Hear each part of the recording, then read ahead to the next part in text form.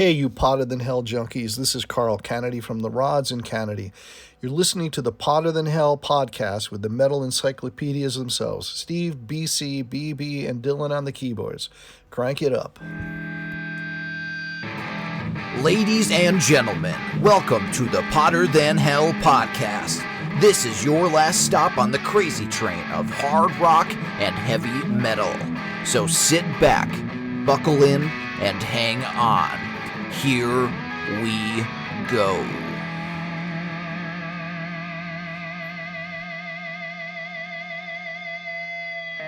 Hello there, Potter Than Hellions. Welcome back to the Potter Than Hell podcast. This is Steve, your host. I am joined this week by BC and BB. And our keyboard player this evening is Dylan. And hello, everybody. We are still back together once again here for another exciting episode of the podcast here. Glad to be in the same room again with my boys here. Hope everybody's doing good out there, doing all the crap that we talk about all the time, so we're not even going to talk about that shit today. Before we get going, we are going to dedicate this episode to our great friend, R.A. Furiosi. He, massive music fan, great friend of ours, massive Iron Maiden fan, great guy, paramedic, and he passed away this past weekend. And actually, we had his funeral today, and so we're going to dedicate this episode to him. And he, like I said, massive Iron Maiden fan, and his main thing was the Trooper. That was his, I don't know, what would we call it, what he would hang on to get through hard times and stuff like that. So what we're going to do before we get going here is we each have a Trooper beer, can style here, from premium Irish beer, charged with flavor. So we are going to crack our beers. And we're going to do a little ting here. Ting. All right.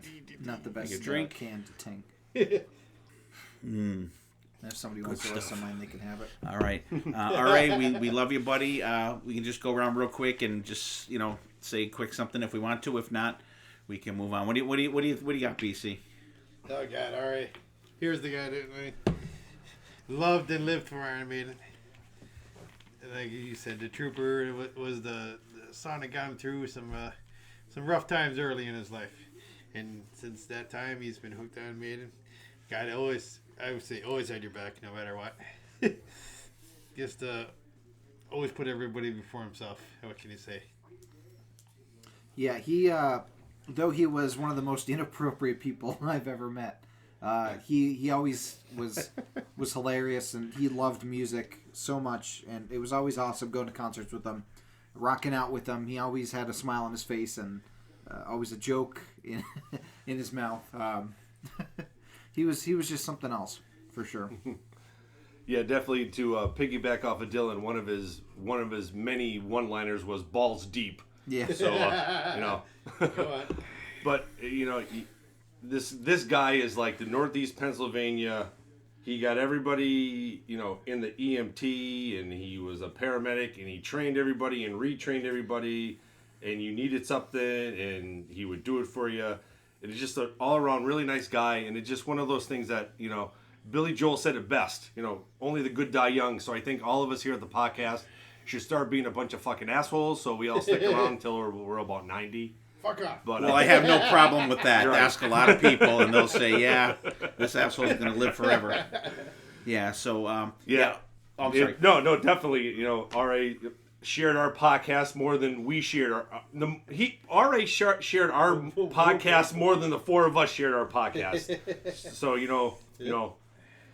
888 upstairs. I think my daughter said it best. There was a saying that she said that this is definitely something for your friend R.A.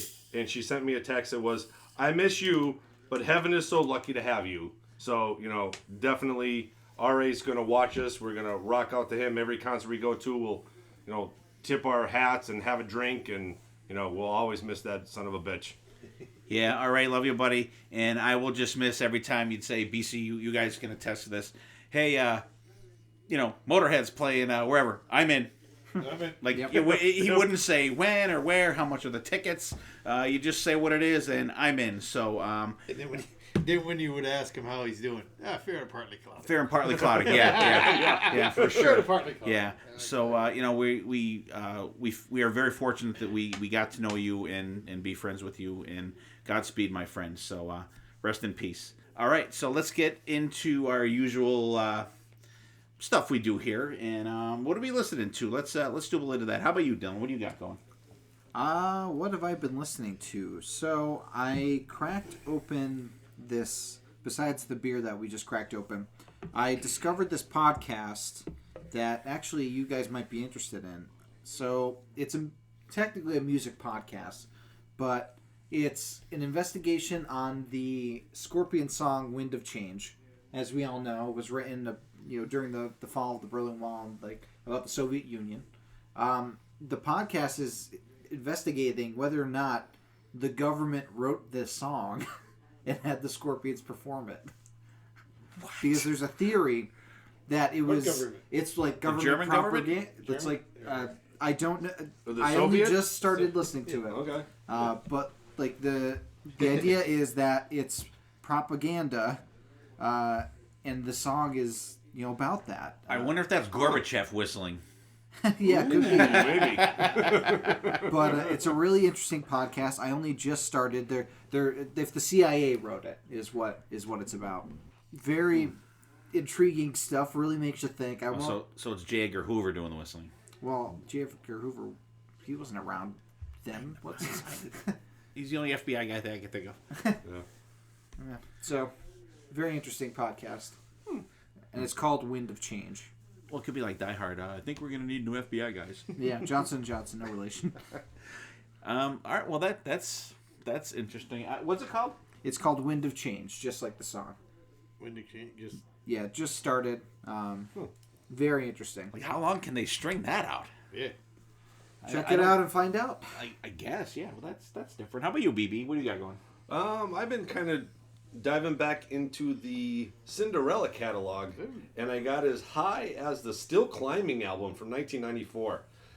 And it just seems like one of those, 1994 Cinderella is just like people have been checked out of, hair metal in 94. But what is such a great album, and it just takes you back, and like, why the fuck are we not listening to still this shit anymore? You know what I mean? It's just one of those things that, why did that not take off, and blah, blah, blah, and yada, yada. We can go on 8 hours with that bullshit.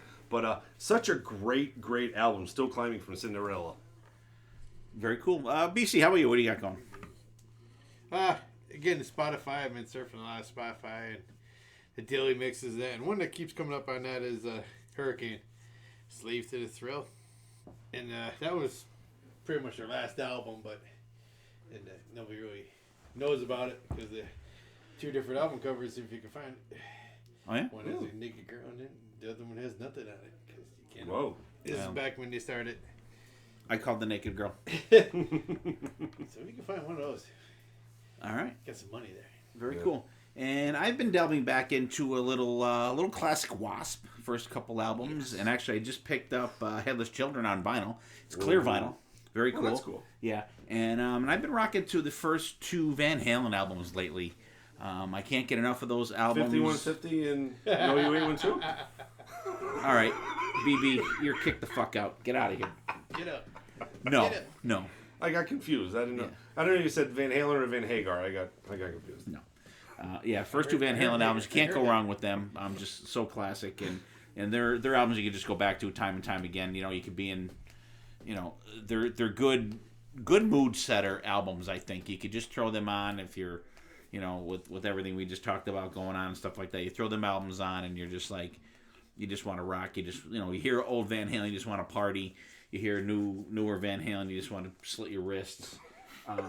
Easy. So that's what we're listening to. Dylan's got the Wind of Change podcast. BB is listening to the Still Climbing album from Cinderella, which is a fantastic album. And that was an answer on one of our quiz show episodes. Still Climbing, I believe it was one of them. Yeah, it was. I think it was the album covers. Yeah. Describing those. BC, a little Hurricane, Slave to the Thrill, which is all the Hurricane stuff is good. Can't be king of the world. It's the slave to the thrill. That's right. All right.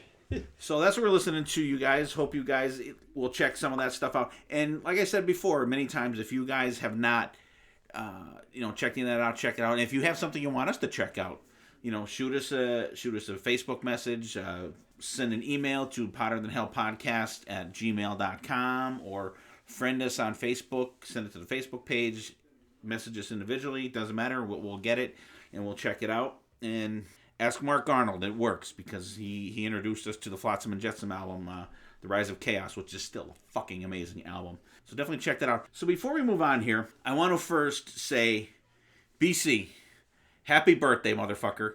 Yesterday was BC's 50th birthday, and we didn't get to do his birthday episode, which we are going to do it in a couple weeks.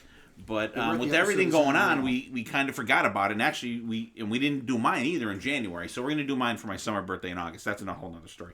So we're going to do BC's birthday episode in a couple of weeks. But Dylan's got something to play for you. Yeah. Hey, BC, it's Tom from Shout It Out Loudcast. Want to wish you a happy 50th birthday, buddy. It's Zeus as well here, buddy. We wish you a happy 50th birthday. It's always been you against the world like your buddy Lizzie Borden. Yeah, but BC, maybe for a birthday present, get some new taste in music. Yeah, kiss.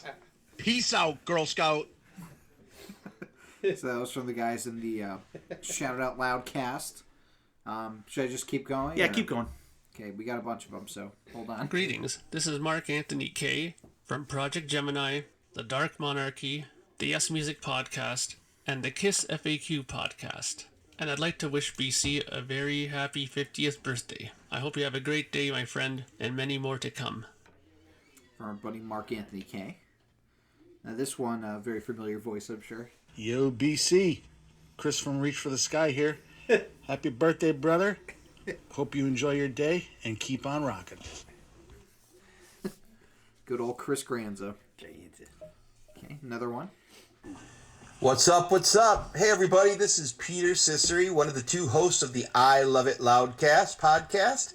And I hear a certain one of my favorite people on the planet, BC, has a birthday coming up. I wish you, BC, a very happy birthday, and I hope you enjoy all the things that you love. I'm sure there's going to be a good smattering of Lizzie Borden listening going on in there. But have a good one, my man. And from the I Love It Loudcast, both Vinny and myself, we wish you a very, very happy birthday. Take it easy, my man. Good old Pete. Pete. Okay, we got one from our boys from... Hey, this is Aaron Martell from the Ridiculous Rock Record Reviews Podcast. BC, you say it's your birthday. Best wishes, and maybe we could cover Lizzie Borden sometime. I hear you're a big fan of hers. I mean, we're not really a true crime podcast, but for you, happy birthday, brother. From Aaron Martell. Here's another one. A lot of them. A lot of people. Hey, this is Carl Kennedy from Kennedy and the Rods, and I want to wish BC a Potter Than Hell birthday. You rock, man. Good old Carl. Okay. Here's another one. BC, wishing you a happy birthday from Ray Permy, a.k.a. The Professor, sometimes guest host on the Ridiculous Rock Reviews podcast. 50 years old. Welcome to middle age. Hate to break it to you, you've been there for 14 years already. Enjoy. Good old Ray. Let's see. Here's another one from very familiar. It's about to get weird. It's just me against the world. Hey, this is Stephen Michael from the Grown Up Rock Podcast, and it is absolutely unbelievable to me, based on the stories that I've been told and the things I've personally witnessed, but our Lizzie Borden loving friend BC actually made it to 50. Help me out in wishing this dude 50 more glorious years. Wait a minute, hold on. Who am I kidding? Nobody wants to see this guy in diapers. 30 more glorious years of rocking and rolling. Happy birthday, BC. Cheers, buddy. This sippy cup is for you. Ain't no freak to sky. Little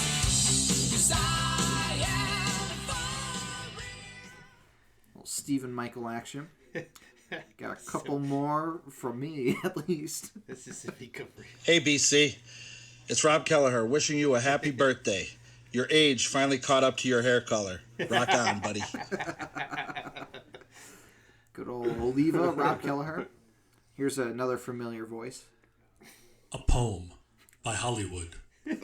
I heard you're turning 50, but you're still awesome. The only problem is you still like Lizzie Borden. But at least not all hope is lost for you, because we both still have Cry Wolf to get us through. Love you, buddy. Happy birthday. From sunny Hollywood, Pooney. And one more. Hey, BC. Hey, it's the Ozman, Gabe Ozzy Fritz. Wishing you a happy 50th and welcome to the club birthday. And I hope everything goes well on your 50th. You know, you're catching up, buddy. So happy 50th, and I will see you down the road, see you at a concert or wherever. Gabe Ozzy Fritz signing out. Happy 50th, buddy. Ozzy. But wait, there's more. Hang on, here we go. Oh, Jesus. What's up, everybody? Joe here from Podcast Rock City, and on behalf of Jody and Sonny, I'd like to wish BC a very happy 50th birthday. We're out of here in 3, 2, you know what? I have a feeling there's going to be some drinking involved. 1, peace. And... Hey, BC, Scott Sadowski here. Hey, just wanted to wish you a very happy 50th birthday. Hope you're able to celebrate and have a great time, and hope you have many, many more birthdays. Can't wait to see you and the Potter Than Hell guys. Hopefully we could all get together soon and do another podcast. Anyway, enjoy, celebrate, and be safe. And wait, there's more. I don't know why that didn't come out now. Hang on.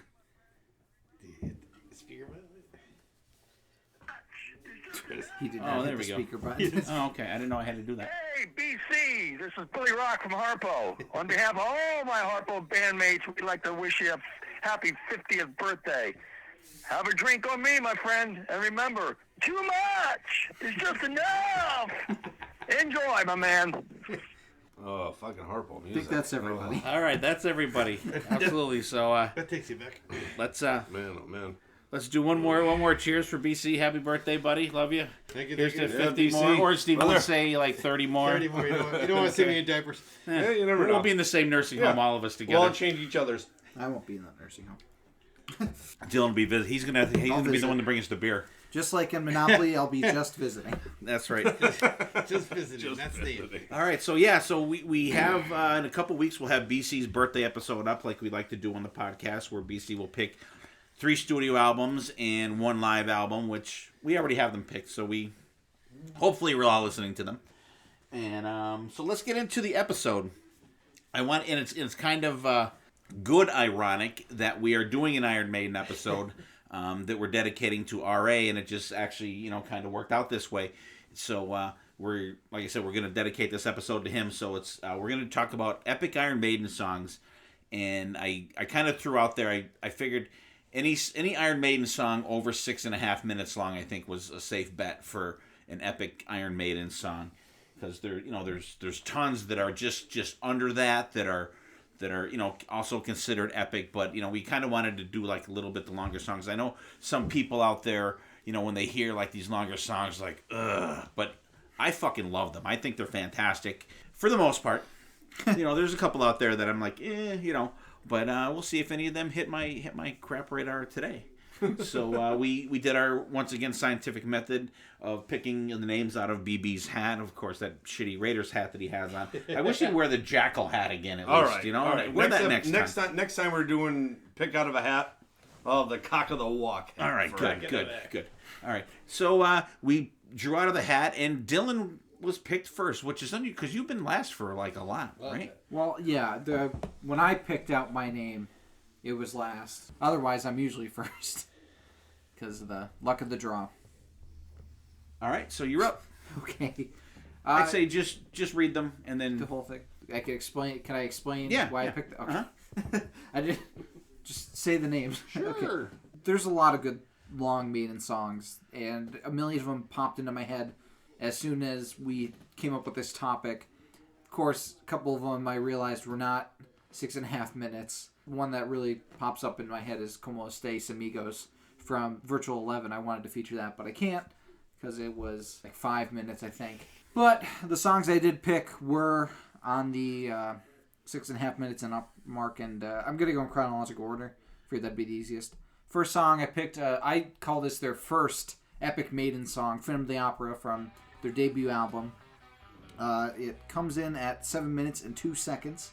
Of course, it's about the book slash, it eventually became... Actually, I think the musical happened after this album came out, so you can say this album inspired the Andrew Lloyd Webber musical. But it's based on the book by Gaston Leroux, French book about the guy that lives underneath the opera and plays the organ and kind of seduces this young opera singer into trying to be his wife. But I love the single cover for this with Eddie playing the organ. It's a really cool cover of it. But this song is just it shows what Maiden was going to be coming forward, even with Paul Di'Anno on vocals. It showed the different movements that they'll go through. There's cool parts that change up the tempo a bit. It's not just a one-note song throughout.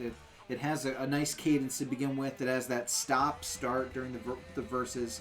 But then the middle section's a really cool instrumental break.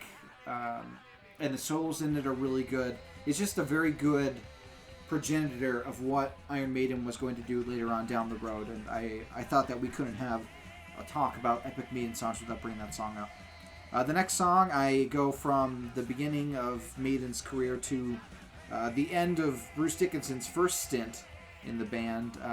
We should have mentioned what the criteria for why we. Oh, go ahead. So we had to pick 5 songs total. 2 songs from the beginning of Maiden to the end of Bruce's first tenure in the band, which was Fear of the Dark. Then we had to pick 1 Blaze Bayley song, which was really tough for BC because he wanted to pick them all. And then we had to pick 2 songs from the 2000 album Brave New World On, which is when Bruce and Adrian came back to the band.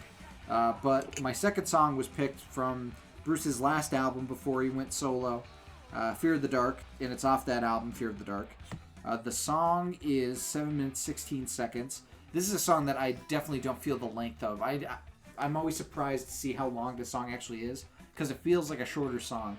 Plus, I love how moody Bruce is in the vocals. It's very atmospheric. It's very much like this guy's he's afraid of the dark. He's walking down the street and he's terrified that something's going to jump out at him, that something's watching him. And it's something that I experience every night walking home from my girlfriend's house. I'm like, somebody's going to kill me. There's going to be somebody around that corner. Turn around. No one's there.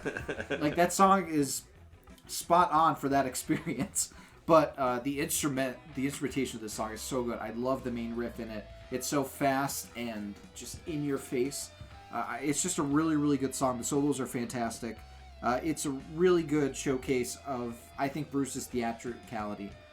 Because even live, he has the moody laughs that he does during the beginning part.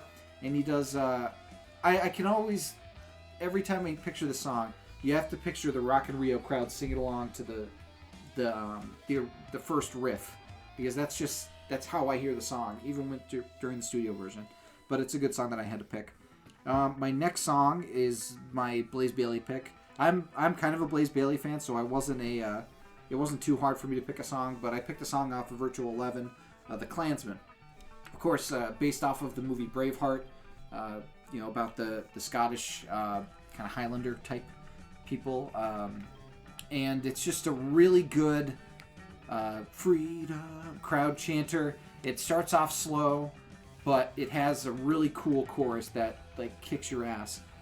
Fun fact, this song was sampled by the singer Brandy for her song I Tried. And it's so weird because I listened to the song today, and it's the riff. She sampled the riff from this song. Really? Yeah, I'm going to play it for you guys after the... Actually, can I play it now?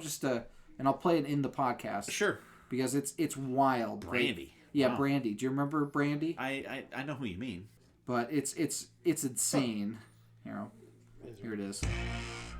Just wait. Because once it starts, crazy. Coming up.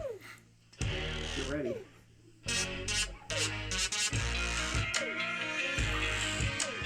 Wow. Isn't that weird? Huh. That's crazy. Holy shit! Wow. Huh? Yeah, she sampled Iron Maiden for that song. Isn't that weird? Was she allowed to do that? You better call. I mean, they Bruce. probably Maybe you can get a little. They probably got some kind of. It wouldn't be Bruce. That's a Blaze song. Yeah. Oh, that's right. Yeah. But it is a song that Bruce would often do live. Yeah. To really good effect. Really great song. I think it's a good testament of what Blaze could have done if he had a little longer in the band. But I mean, I like Blaze Bayley and Iron Maiden. It's different, but it's good. And that's just a Steve Harris written song. Yes. Steve Harris, of course, the fantastic songwriter. And then my next pick is off of A Matter of Life and Death, an album that I really enjoy. It's Brighter Than 1,000 Suns. It's 8 minutes, 44 seconds. The song's about the Manhattan Project and the creation of the atom bomb. Very, very cool start. Again, really good time changes in it. I love the heavy riff in it. The guitar tone on this album is fantastic because you have the 3 guitarists now. You don't just have Adrian and oh my god, Jesus. Yannick. Yeah, well, not Dave Murray. Yeah, Adrian and Dave. You also have Yannick on top of them, and it's just like such an impactful song, especially a song that is about such a serious topic. And I mean, this was a dark album, so it's understandable, but it's really cool to hear the story of how the bomb was created, and they reference Robert Oppenheimer in it, and Bruce's vocals again very much like they fit the mood of the song. Like it gets more frantic as the bomb's being created, and it's just really, really good. And then my final song is off of their most recent album. It's The Red and the Black, or as my dad likes to call it, The Black and the Red. It's 13 minutes, 33 seconds, one of their longer songs. We're not really sure what exactly it's about. There's some luck elements in there. The Red and the Black, it's like cards. It's about the roulette wheel. Playing cards and roulettes and stuff like that. But very, very cool song. It gets a little repetitive at times, but it makes up for it fully by the solos towards the middle of the song. Holy shit. Yannick, Dave, and Adrian go crazy in that middle part of the song, and it's completely worth the entire runtime to get to it. And I wanted to feature a song from their most recent album to show how much they've come from Phantom of the Opera to Red and the Black, to show that progression. So those are my songs. All right, cool. I'll read mine, then you guys can talk about them, and then me and Dylan will talk about ours. Yeah, and it's weird because the first couple Maiden albums, like there was nothing you could pick off of Killers, because I think the longest song off of Killers is like 5 minutes and some seconds. And really, Phantom of the Opera is the only song you could pick off of the first album. Yeah. But once you get into Number of the Beast, you start to get a couple more picks, but nothing crazy. There's nothing that is like extremely long. I think Hallowed Be Thy Name. I think that's the. I will say that is the epitome, the beginning of like the Maiden epic. I didn't pick that song though. But I think that's one that I think could maybe be a group pick, because there's no one that doesn't love that song that's an Iron Maiden fan. And it was weird when they, like the one tour when they were getting sued for using the song, plagiarism, whatever the hell. And there was a tour where they didn't do that. And it was weird to see Iron Maiden not closing a show with that song. It's back in the set list now, which is fantastic. Just a kick-ass song. I just wanted to throw that out there. But really, like, to go by our criteria, there's really only one other song that you can pick from the Number of the Beast, and that's 22 Acacia Avenue, and it made it by 4 seconds. Because when we first started, I was going to do 7 minutes, but I'm like, I want to pick 22 Acacia Avenue, so I knocked it down to 6.5. A little confession there. But I love this song. And it's weird, too, because after I made a playlist of everyone's songs, and I'm like, what? I'm like, and I forgot to put 22 Acacia Avenue on it. And it was weird because I put my songs first, and I only put 4 of them. And then I'm at the end, and I'm like, why am I only coming up with 4 songs for me? I totally forgot to put 22 Acacia Avenue on my fucking playlist. So when I put it on today, and I have my headphones on, and after listening to Phantom of the Opera, from Phantom of the Opera to The Red and the Black, see that, Dylan? I said it the right way. Yep. And then when 22 Acacia Avenue came on, I'm like, holy shit. Talk about a difference in production between the classic Maiden stuff, like Number of the Beast album, and like say like the Book of Souls. Oh my God, production wise, if every Maiden album, with the exception of Peace of Mind, because I think that's like the best production, but like if Book of Souls was produced like Number of the Beast, holy fuck, it would be just. I mean, it's an amazing album to begin with. But if you threw that production in there, and no disrespect to Kevin Shirley or any work he's done or the band or anything like that, but just the production is so, like, especially after listening to all these songs that we listened to production-wise, and then when 22 Acacia Avenue came, I'm like, oh my God, like, what a very blaring difference in production values here on between like that and all the other stuff that I listened to. But 22 Acacia Avenue, written by Adrian Smith and Steve Harris. This is a song that Adrian Smith wrote, he said, when he was a kid, a teenager. And it's a song that he did when he was an urchin. And Steve Harris remembered hearing it when he saw Adrian Smith playing urchin. And he helped him, I don't know if he rewrote melodies or whatever, but he has a co-write on the song. But it's pretty much an Adrian Smith song. And it's just amazing. And BC, if you're feeling down, depressed, and lonely, I know a place where we can go. All right. So, but in its song number 2 in the Charlotte the Harlot saga, if you want to call it that, it just starts out the great chugging start to it, and then you get the time change. When it starts, the Charlotte, can't you give up this madness? It's just like Bruce, just like holy fuck, just like brings it right in there. Love it. And then you have the little song slows down a little bit. You have the Dave Murray kind of melodic little solo going on there. Then the song kicks back in. Bruce, at the end of the last part of vocals, he's like, you're packing your bags, you're coming with me. And then Adrian just absolutely tears the roof off of any building that you're in with a solo going to the end of this song. It's just amazing. And there's one part at the end of the song, there's Adrian Smith and Steve Harris playing like almost the same thing. It's freaking amazing. And I like to rewound it about 4 or 5 times, and it's just amazing. And I'm like, holy shit! Like, you don't get that. You'll get like Dave and Adrian playing together, but you rarely get like Steve Harris and one of the guitar players locking in together. And that was just like, I'm like, holy shit! And it just like totally blew my mind, because I've heard the song a million times, but like that's the first time that it ever came to me. Holy shit! Like them two, they're locked right in, and that totally made it like blow my mind. So I'm gonna go chronological order, the same way Dylan did. The next song I picked was from Somewhere in Time.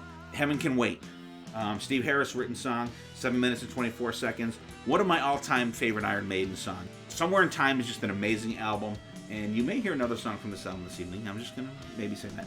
But I this is a long distance runner. I can't believe you picked it. Oh my God! I would run out into the fucking street if someone picked that fucking shitty song. I just love this song. I love Bruce's fast vocals. I love his vocal delivery in it. And this is another song kind of like, if you listen back to some of the stuff on the first 2 albums, if you listen to even the song The Number of the Beast, this is one of those songs like, am I asleep or am I dreaming? Am I dead or am I alive? Am I dreaming?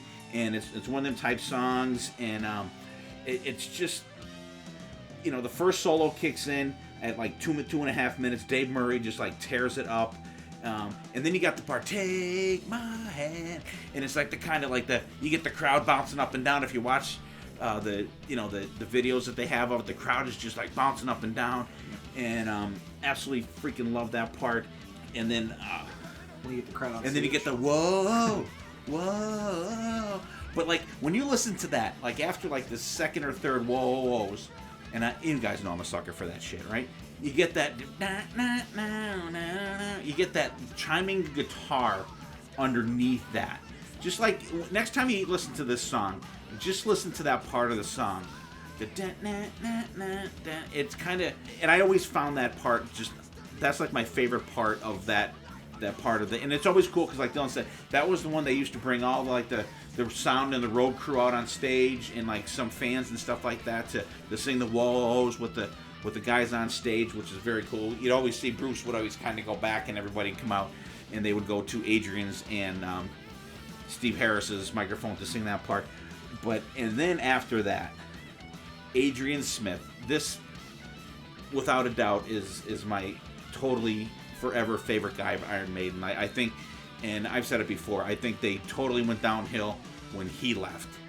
And no disrespect against Adrian or Yannick Gears or nothing like that. And then when he came back, and you know, people are like, oh, Bruce came back. When Adrian came back, that's when shit got real again. And like I said, no disrespect to Yannick. I mean, he definitely brings his own flavor to the band. I think he's fucking fantastic. But like Adrian Smith, I think is the invisible glue that holds Iron Maiden together. But the solos in there is crazy. There's some crazy whammy bar shit, some friggin' fast picking in there, and it just like tears it back up. I love this song. It is absolutely amazing. And then we get into the Blaze Bayley part, BC's favorite era of Iron Maiden. And Dylan called me out. I had picked this song, but the version of Bruce singing it live, and so then Dylan yelled at me, so I brought it back. So I picked the studio version of this, Sign of the Cross, first song on the X Factor, which is 11 minutes and 18 seconds. And I think I said this before, and Dylan and I did the episode, we talked about these songs. I love this song. I think it's fantastic, but I don't think it's a good opening song for the album. I think it starts it out a little too mushy, a little too mellow, a little too dark. I think if you put like Lord of the Flies, maybe opening up the album or something like that, or Man on the Edge, Man on the Edge I think would have been the perfect song to open this album up with. Although it would be a little disappointing because then like it's all like. Well, that's true. From there. Man on the Edge is so good. But you know, it starts out, you know, 11 saintly shrouded men. You know, and this is one of them songs that I like. It's a kind of a running theme of how I like songs. I like songs that build. I like songs that kind of start out mellow, then they kick up a little bit, and then boom, then they really kick in. And this is one of those songs. There's some great mid-tempo, like stomping type Iron Maiden shit going on in here. I love the chorus. The middle part is cool, and there's some cool keyboard parts actually in this song as well, which I think are very cool. And you got some dual guitars, the dual like guitar harmonies going on, if you will. Yannick's solo is freaking great in here. He has the first solo, and then Dave Murray has it. And I think this is one of the songs that when they busted this out, when they did the Brave New World tour, I think this song perfectly fit the 3-guitar Iron Maiden. If you watch this, the video for this song on Rock in Rio, the band, the 3-guitar players gel so good on this song together. I think it's fantastic. Even though there's no solos by Adrian in here, you could tell he's not like, you know, like pissed off or nothing, because he's not like one of the main guys in the song, and he's totally into it. Bruce is totally into it, so he's not like, you know, you don't see him like kind of moping, oh, I gotta sing Blaze Bayley song. And it's actually one of the songs that Bruce said that he really enjoys doing live. So, you know, it's just a great song. I think it translates really good into the new Iron Maiden with the 3-guitar players. Just absolutely fantastic. Now, these next 2 songs that I'm going to pick, if anybody out there listens to Talking Maiden podcast, great podcast, it's totally about Iron Maiden. These next 2 songs on here, I was so pissed at these guys when they talked about these 2 songs. They're like 2 of my favorite songs from the newer Iron Maiden era. And the first song is Dance of Death. They ripped on Bruce, you know, then I danced, then I pranced. And I don't mind that. They kind of made fun of that. But recently they've reeled it back. Guys, Talking Maiden, love you guys, but I was so pissed when you guys ripped on these 2 fucking songs.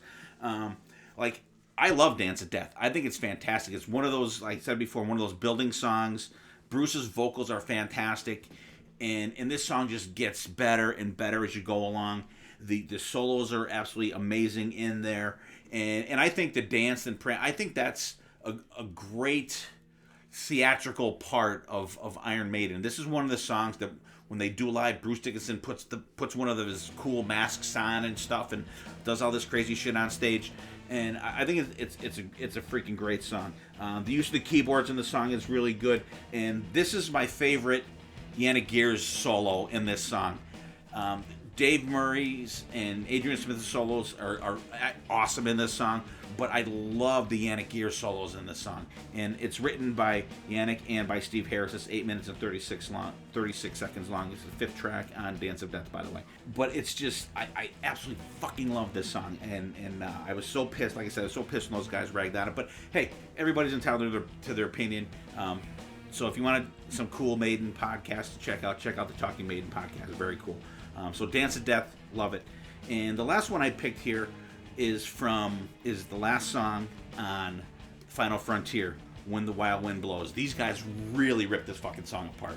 Because there's a part, I seen it on the TV, and like the one guy, but Josh is like, says like, I see it, like sings it like a country singer. That fucking drives me fucking crazy. This song is fucking amazing. Does he actually like this podcast? I love it. I listen to it. It's one of my Friday morning listens. I love it.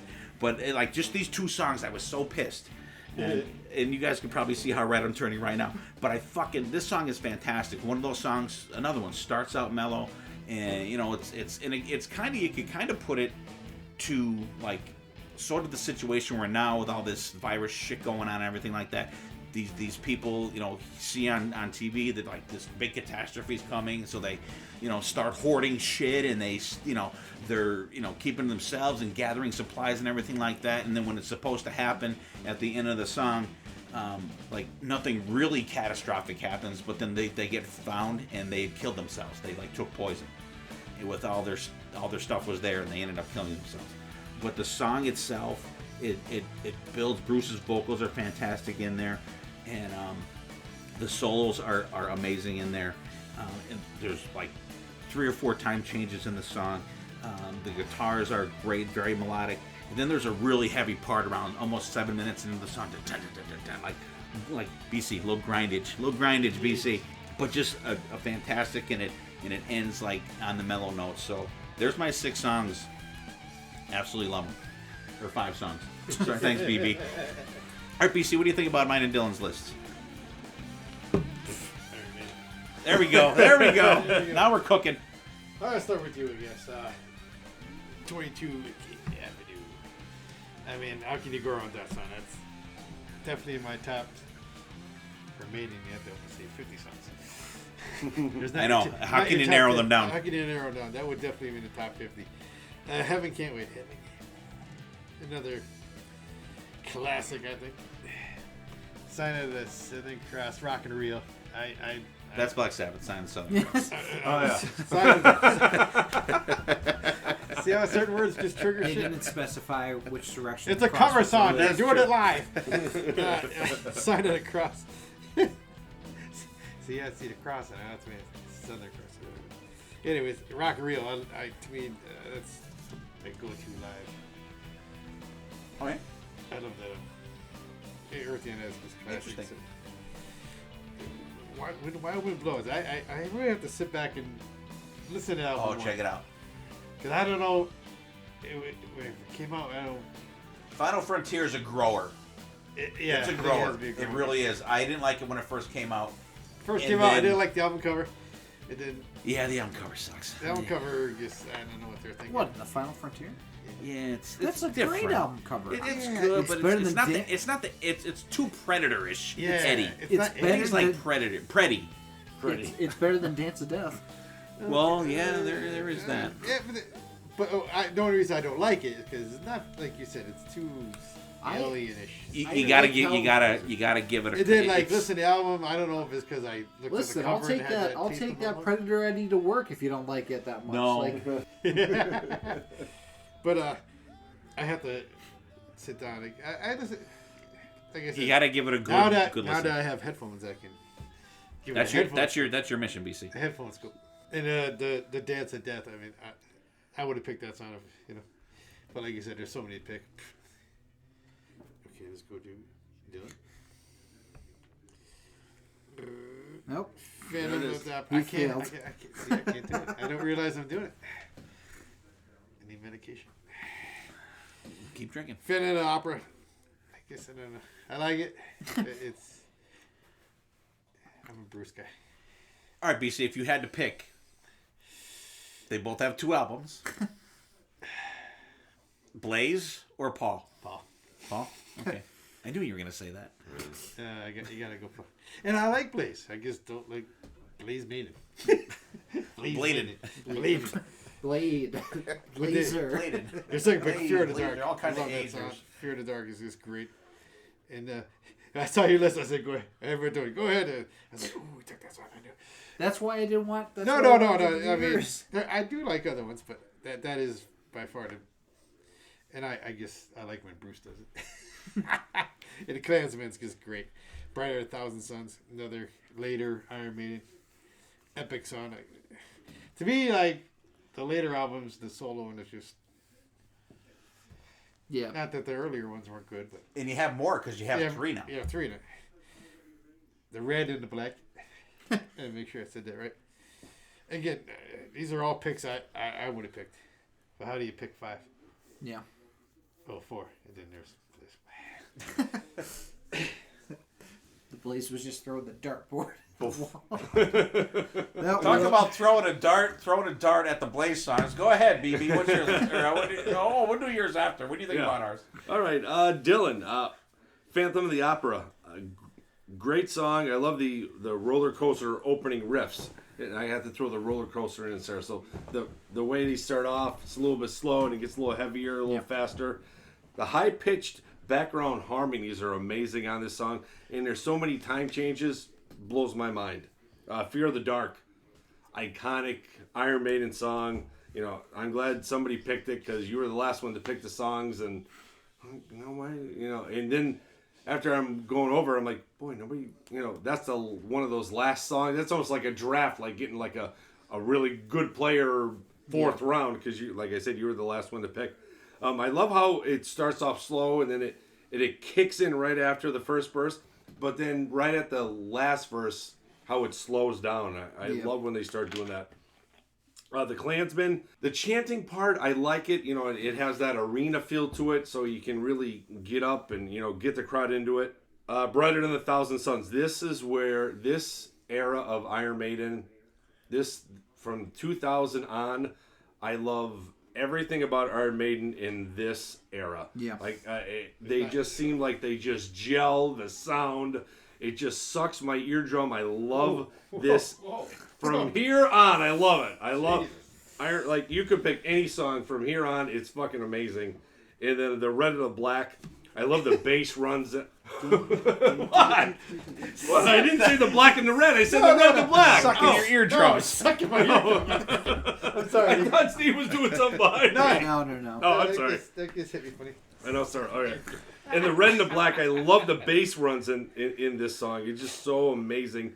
And there's a really cool thing on there, like right about the 3-minute mark, Bruce starts singing and the guitars are right in sync with his vocals. Yeah, like they're just playing the same exact tone that he's singing in at the 7-minute mark. The solo that they do is so fucking fantastic. Just a great list. You know, and like BC said, it's Iron Maiden. I think stuff from 2000 on. 2000 on. It's just blows my they mind. took it to a whole new level, which you you didn't think it could get any better. All right, righty. 22 Arcadia Avenue. I love the screaming vocals that Bruce does in this song, and there's so, once again, like Iron Maiden songs have so many fucking time changes in it, and it's just really fantastic. Heaven Can't Wait. I love how so much faster it is than like. That's pretty much one of the faster songs on that album. I love the sound of the chorus, the chanting. You know, Heaven Can't Wait. Love that part, and this once again, you know, the 3 guys doing solos, fucking fantastic. Sign of the Cross, and I think this is where I start to get like in the BC's realm of, it's all right. It's not the Iron Maiden that I like, but it's all right. You know, it's when I extend my vinyl catalog. You gotta get it. You gotta have them all. You gotta have them all. I don't think I'll would tell you throw what. it on there. And here's before you go on. Okay. Here's my redemption of bashing on the Talking Maiden podcast. Right. They are the ones that got me to really give the X Factor a good listen. Okay. And I think that's an album that you need to listen to front to back. It's not one just to pick a song here or there. Like if you listen to that whole album, you get it. Okay. You get it. And those guys brought that out to me. And that's when I give picked it- up I'll the give it a vinyl. And you listen, need to but- get them on vinyl too, But bastard. see, I don't. Blaze's vocals just doesn't do anything for me. Exactly. But no, that's But neither here nor Blaze there. doing his own stuff is not bad. He just put a live album out. Exactly. It's great. But when he fronts me, just, You do have a Blaze Bayley vinyl album. I do. I like Blaze. I'm not saying I don't like him. I'm not saying, but he's not me. I'm kind The of learning. debate continues. I'm I'm kind of sorry, learning Mark. this. Dance of Death. I don't know how those guys bash this because this was on my list until I saw your list. I'm like, oh fuck, Steve already picked this, so I had to add another song. But I just love this song. I love that album. Fantastic era of Iron Maiden. I love it's like a building song. There's so many cool parts of the keyboards in this song. It's just really, really fantastic. And then for the last song, When the Wild Wild Wind Blows, I love if you listen to this song in your headphones, there's a certain part, and I don't know who's playing it. It's right, and I think it's like one of the first musical solos that they do. Somebody's guitar does like a loop in a way, and I had to stop. I'm like, holy fuck, that's really cool. Is it just me, or like, am I going fucking crazy? So I kind of had to like rewind it. It's really, really cool. I'll have to text you the timing tomorrow, but you listen to it and it starts in like your right ear. It seems like it loops around. It's in your left ear for a little bit. It comes back and it goes back and forth. I'm like, that's really fucking cool. And that was the only song, I noticed on that album that it did that. You sure it's not a Pink Floyd song? No. Lunatic Promise is it. in But the wind. two great lists. Love it. All right, Dylan. Yeah, I'll go backwards just for some. Awesome. No, just for some variety's sake. Jesus Christ, what is going on with me today? I mean, I know what's going on to me. I just got out of an interview that was crazy. But anyways, you can talk about it actually, because I just got off of interviewing Alice Cooper, thanks to Mark Hoover from Rock 107. So if I'm a little off this episode, it's because I'm still kind of coming down from having been in a video chat with Alice Cooper. Yeah. It's just wild. Anyways, When the Wild Wind Blows, I still remember driving home from Rush. I was asleep in shotgun, and you'd shake me awake, and I'm like, what is it? He goes, I think I'm starting to like the Final Frontier. Sorry. I think I'm starting to like Final Frontier. And I'm like, oh, that's great. And I went back to sleep. But When the Wild Wind Blows is a really good song. That's how good it was. It's definitely an album that I think on re-listen, it's one of the better ones, I think, for me. And I like the album cover. I don't know what the hell you guys are smoking that you don't. Dance of Death. Fantastic song. See, this song is a very Renaissance sounding song. It sounds like a medieval song that's played on the mandolin or the lute or the lyre, and it just sounds like a song that the jester is playing, or the musician of the court is playing for the king, or playing around a campfire. It has that feeling to it. So the And I Dance and I Prance, it works for the song. That's how the feel of the song is. And theatric. I love the orchestral parts in it too. It's very, very cool. And like I said, I think Dance of Death is an album that really showcased how good the 3-guitar setup was. Brave New World started it a little bit, but this album really showed how good having 3 guitars is. Then the next song, did you have Heaven Can Wait? So Sign of the Cross. Oh yeah, Sign of the Cross. I forgot about Blaze. Yeah, no, it's a bad album opener. It's a good song. It's a bad album opener. I think this version's a little too plodding too. I do like the Bruce version better. It seems more like it's up-tempo going. Yeah, live. it seems like it's going a little slower than it should be, but it's not a bad song. I like it. Then we go to Heaven Can Wait. So Somewhere in Time's a weird album for me.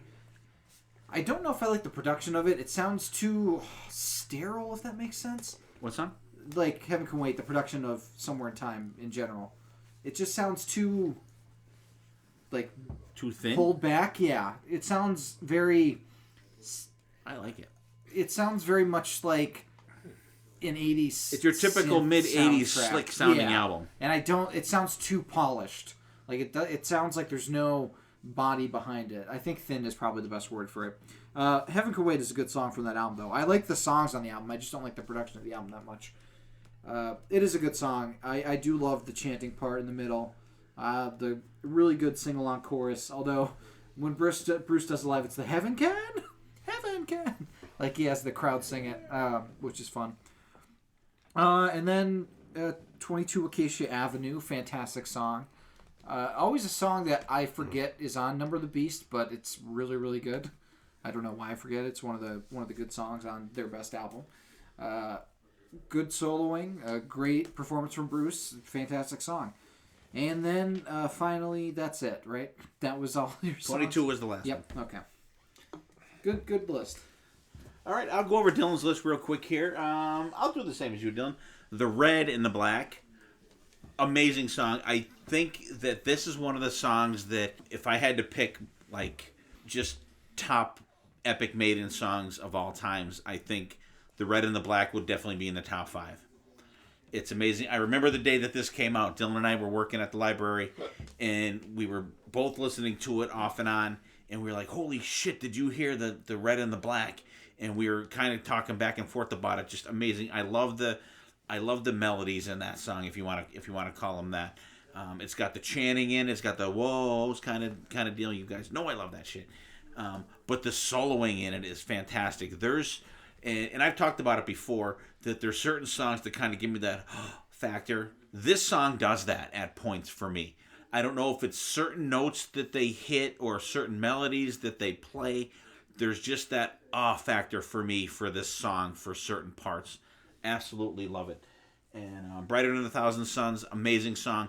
Watch the video of that with them playing this song in the Abbey Road studio. Absolutely amazing. It shows all the guys individually. It shows them all together. They're playing the Abbey Road studio. The song is absolutely amazing. It's a very intense song, too. You get and we talked about this when we did the Rush episode with the Manhattan Project song. You get that urgency in this song, and they pull it off perfectly. The Klansman, just a great song. You think Braveheart. Whenever you hear the song, you think goddamn Braveheart. Freedom! You absolutely think that fantastic song. Very atmospheric. You can actually, picture yourself on that battle line with William Wallace. I know BC always wanted to wear a kilt anyways. So I could definitely picture you. And I like that about some of the Maiden songs. They put you, like, mentally right in the action, if you want to call it, of the song. We're going to talk about a couple songs coming up that do that as well. The Klansman is that. I instantly think Braveheart. I instantly think William Wallace. I instantly think the dudes in the kilts charging the freaking English guys when I hear the Klansman. Kick-ass song, musically fantastic, and I don't even mind the Blaze version of this, because this was one song that when it came on, I'm like, this is a song that will be one in the set list no matter who's in the band. Fear of the Dark. This is a song for me that's weird. This is one that it's okay studio, but this is one that comes across live way better than it does come across on the studio album. Yeah. Great chorus. It has my favorite Dave Murray solo in this song. Is just absolutely fantastic. And actually, I love this song better live, but I love Dave Murray's solo better in the studio version, if that makes any sense. Because there's one part, at the end, he doesn't do that live just how he does it in the studio, and I absolutely love that part. And every time I hear that song, I'm like, just that little couple notes disappoints me when Dave Murray doesn't play them like he does on the album, which any other time I don't care, but I absolutely love it. Great song. Phantom of the Opera. I figured Dylan was going to pick this one, and really from the first two Iron Maiden albums, like I said before, it's the only song that you could pick as an epic song, if you're going by our standards. And at some point we're going to do an epic Iron Maiden song, not even time-wise, just what you think are the most epic Iron Maiden songs. But Phantom of the Opera, definitely the one that kind of paved the road for the songs that we're talking about tonight. It was the blueprint for what they went for longer songs with time changes and everything. And I absolutely respect that pick. Love it. So everybody went, right? Yep. All right, so we're going to take a quick break. We are going to do our hidden gems when we come back. And our gem song this week, I'm going to play The Trooper for our buddy R.A. This was him. This was his song, written by Steve Harris from the awesome Peace of Mind album, the best Maiden album. And second best, you meant? Okay, whatever. But fantastic song. This is an epic Iron Maiden song. Overall epic, if not time-wise, epic all over. R.A., we love you. You are the trooper. Play it away, Dylan.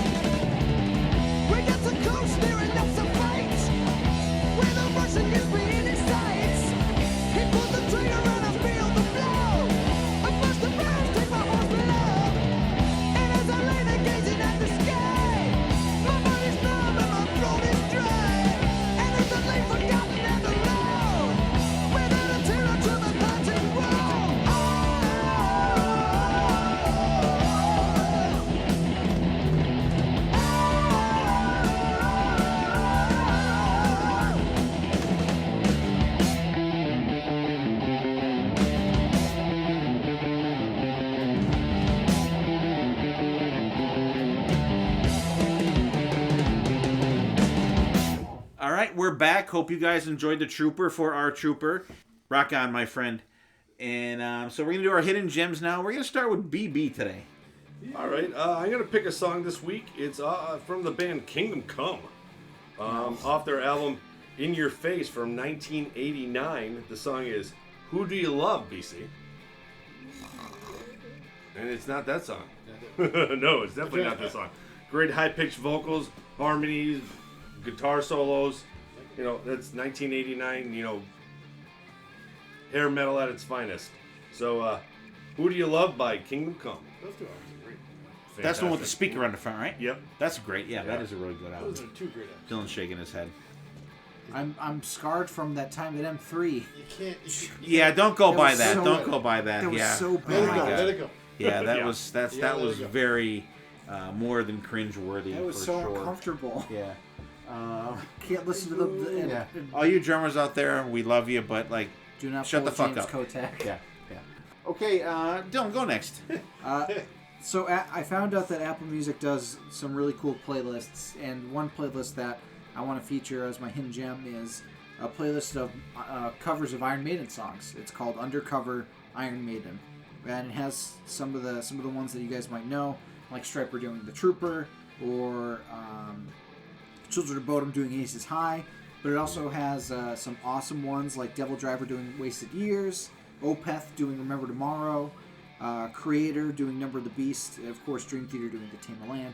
A lot of really cool versions of these songs. Testament doing Power Slave.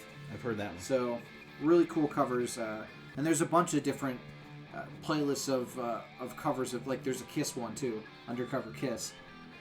So check those out. It's on not all the Apple Pretty Boy Music. Floyd songs. No, it's Yeah, not all. brutal. No, there's some Skid Row in there, and Halloween doing I Stole Your Love. Wow. Hell no ween, Sonny Pony. Bite me. All right, BC, what do you got? Cool, Dylan. I'm going to have to check that out. That's freaking awesome. I'll share it with you actually right now. All right, thanks. My new What do you got, world- BC? My new world of Spotify. This band keeps coming up, and then we talked about this Created a monster. a few days ago. But I'm going to go with the band this week. But it's not a new band. It's not even. Well, it might be a hidden band to a lot of people because they're not really big in the United States. Don't say Lizzie Borden. Lindsey Borden out of Los Angeles, bitch. It's him against the world.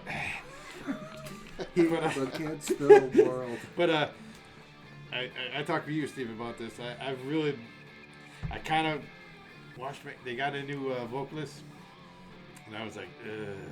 And I got away from them. But the band Bonfire, it's pretty much a new band except for the only original guy is the guitar player. But I mean, and they just came out a new album, Fistful of Fire, and I just so far cannot get enough of it. And I'm going backwards because they must have like 3 or 4 albums up with this guy. So I'm like, damn. And I was a diehard Klaus, not the Scorpions guy, but Klaus. Not Carl's dog either. No, but Bonfire, man. All right, cool. And that was one of the ones what I was listening to a couple weeks ago. That's an album I probably listened to that probably a good 10 times since it came out. I like it. Rock and Roll Survivors is the one song on there. Freaking excellent. Good call on that one. And me. And today we're recording on the, like I said before, on the 20th of May. And today was and Dylan mentioned it before, today was a cool day for our podcast. Mark Hoover hooked us up with Dylan's interview with Alice Cooper. Hopefully you guys have seen that by now. If it's not, check our Facebook page. It's going to be on there. And earlier today, also, I was in on an interview with Carmine Appice and Vinny Appice with Mark Hoover and his podcast, his Rock This Way podcast partner, Ryan. We had a fantastic conversation. It was cool. And talked about a bunch of different things. But Vinny and Carmine put out a video for the song Monsters and Heroes that is on their 2017 album. It's called Appice or Appice, however you want to pronounce it, because they kind of stumped me on the podcast. Hope you guys watch it. I didn't know what to say when they said, "What do you call the album?" And I was like, I wasn't sure which way to call it, but I call it Appice. But it's a fantastic album. They did one of the cool live streams that you guys see out there that everybody's doing. And on the album that came out in 2017, the song's written by Paul Shortino, Dee Hertzling, and Carmine Appice. And Vinny, and this is one of the, and if you guys have this Appice or Appice album, it's the brothers doing it, and it says right in each song, it says who plays on each song. But if you listen to it, Vinny's drums are in the left ear, Carmine's are on the right. And it's so cool to hear this song, and you could hear the different drum kits in each ear, but it fits so well. And on the album, Vinny's in the left, Carmine's on the right, Paul Shortino on vocals, and it says the background vocals were the Cast of Thousands. On guitar, David Hertzling, Mick Sweeta from Bullet Boys and King Cobra is one of the guitar players on that album, is the guitar player on that song also, and Johnny Rod on bass from actually King Cobra fame and Wasp. And on the video that they do, the video is so cool, and we talked about the video when we did the interview with them, and there's one part where there's going to be a drum fill, and Vinny points, and then Carmine finishes it out. And we talked about that. It was really cool, and that we talk about that in the interview of how that came about, and that it was actually like Carmine had no idea that Vinny did that, because just watch the interview. It was very cool. So check that out. It's on Facebook, and on the video version they did, because they did it for the 10-year anniversary of the passing away of Ronnie James Dio. So the version that they put out in the new video, it's Vinny and Carmine on drums, Jim Crean on vocals, which is a fantastic vocalist. He's the guy that was supposed to be the vocalist for Vinnie Vincent when he was going to do one of his live things. I don't know whatever one it was, but he was named the singer for Vinny's band at the time, but that never came to fruition. Artie Dillon is the guitar player. He's the guy that directed this and put everything together. And James Caputo is the bass player. So it is very cool. The song is cool. The song's about Ronnie James Dio, and if you listen to the lyrics in there, it is very cool. So definitely check that out. So there's our hidden gems for the week. Dylan's got the Apple playlist Undercover for Iron Maiden. BB's got the Kingdom Come song, Who Do You Love? BC is rocking to some Bonfire, which is great, from Fistful of Fire album. And I have the Monsters and Heroes song from Appice or Peace, however you care to pronounce it at the time. And check out the CD. It's you can still purchase a CD, support these guys that are out there. You can get it's on Spotify, it's on Apple Music, it's on Amazon Music. So check it out. There's some cool stuff on there. They do a version of Riot from Blue Murder. Oh, nice. And there's a couple songs on there that you've heard before. Killing Floor is on there. Freaking great song. Craig Goldie plays on it. So absolutely check those out, you guys. And let's get back into the episode. Now it's time for the Killer Bees songs for Maiden. So BC, actually, we could call you BB as well, birthday boy, but we'll call you BC. True. So what do you got for us? He's gonna have the wow factor. I feel it. I'm overwhelmed by Iron Maiden. How do you put Iron Maiden in words, especially when you don't know good words? you got one sound for it. It's not even a word. Huh? Yeah. What is it? Man, the first few hours, like you said, there's not too many epic over the 6.5 minute songs on that. So this is an album that, for some reason, I've really gotten into lately. For some reason, when I put Maiden on, I find myself putting this album on. It's the song Power Slave off Power Slave. I don't know why, it's just addictive right now. When it first came out, I was like, it's really come back with a vengeance. For me, at least, the song with the love that it'll. And then throughout the song, and then I like that little, the things that stick out in the song for me are that little guitar part right before it kicks into the solo. You know what I mean? To me, I love that. It kicks into that jam solo. That came in at 7 minutes and 13 seconds. The next song, I'm gonna here's the wow factor. not necessarily the song, but behind the song. Next one's gonna be "Afraid to Shoot Strangers." I like the mellow start, but to me on this song, Bruce's vocals are the tone, the production. I'm not good at the production stuff here. Just the way that kicks in the whole song, and even when Blaze Bayley does this song, I like it. Again, I'm not saying I don't like Blaze, because not an Iron Maiden. But I love when he does this song, because I think his voice can carry that song. It's one of the songs that he pulls off good. One of the few he can pull off good.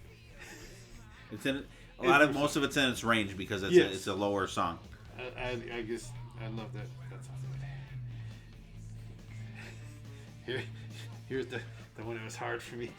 The Blaze.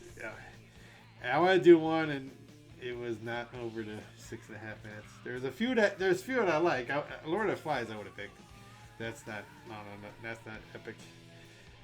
So I went with the Angel and the Angel and the Gambler. In the beginning, I don't know, is it like a key? It's a keyboard. Yeah. Yep. I mean, that's catchy. That catches my ear. And then his vocals are catchy and rhythm for Maiden. And again, I'm not sure who does the solo, but it's a great solo, which draws me. But I would have went with Lord of the Flies for the record. Okay. Save that for the overall epic Maiden. Epic Maiden. Then I'm going to go to the Dance of Death album, which to me is one of my favorite Iron Maiden albums. With, of course, my go-to song off that one, Passchendaele. I like the little tapping. It starts off the tapping on the hi-hat. And then the little guitar. And then the heaviness.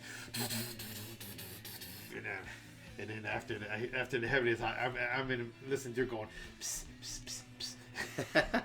Because, I mean, just total heavy. I love the heavy as the groove, the riffs in that song. And then there's that little heavy part right before the solo. And the solo, as my notes have it. Like I said, after 2000, they just got better and better. And that the third guitar player to me just took them to a new level. Not that you think they would have to be able to go any higher, but they did.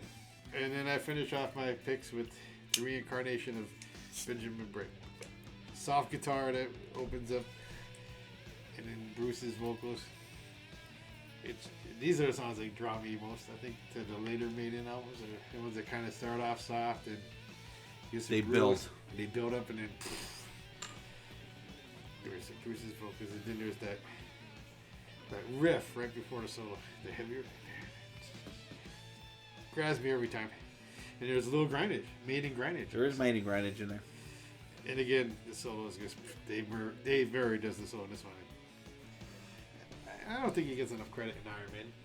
As far as, I don't know, for some reason it seems like maybe because he's so. You think he's underrated in Iron Maiden? A little bit. Really? Not all the time. Wow. I would say Yannick is probably the most underrated guy in Maiden. He's flamboyant.